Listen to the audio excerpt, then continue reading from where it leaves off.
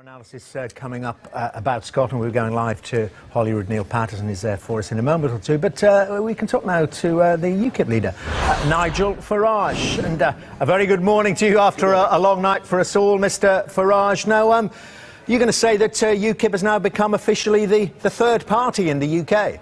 Oh, quite comfortably, yes. I mean, we've made breakthroughs across the country, and we're about to win a handful of seats in the Welsh Assembly, and I believe we're going to win seats in the London Assembly later on today.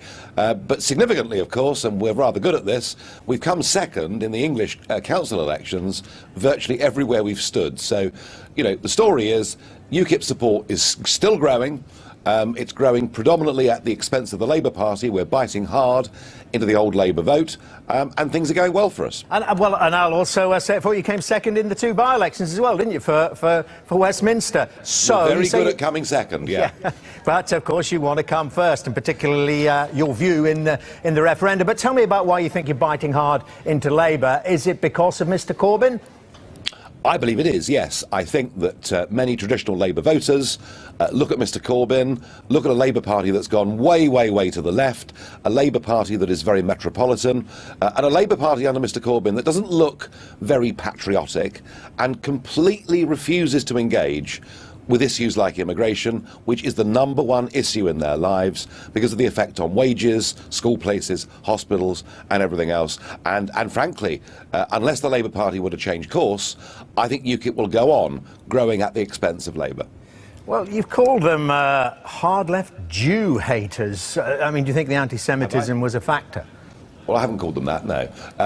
But do I think... Well, you're reported to have said that, Mr Well, Farage. I haven't said it, so let's just get that clear, shall we? No, look, I think the party has been taken over by a hard left caucus. Is there anti-Semitism within the Labour Party? Clearly there is. Has that had a big influence on this vote? I'm not so sure, frankly, it has. I just think a lot of people are deserting Labour.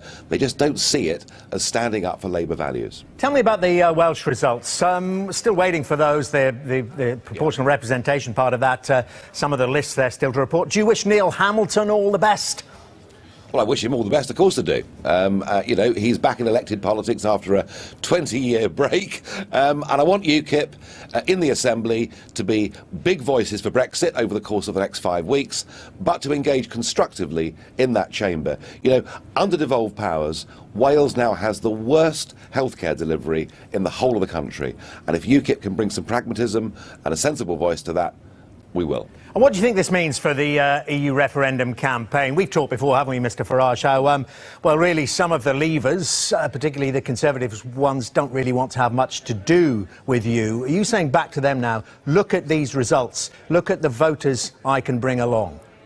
Yeah, I mean, look, you know, if there was a general election tomorrow, on these numbers, UKIP would get somewhere between 5 and 6 million people voting for it. And there are many more that agree with what we say, but vote for other parties. So clearly, the UKIP voice in this referendum, getting our voters out and addressing the real issues that some in Westminster tend to shy away from, clearly UKIP's an important part of this referendum. And look, I've said it before... But do you want a bigger role? Do you want a bigger, higher profile role?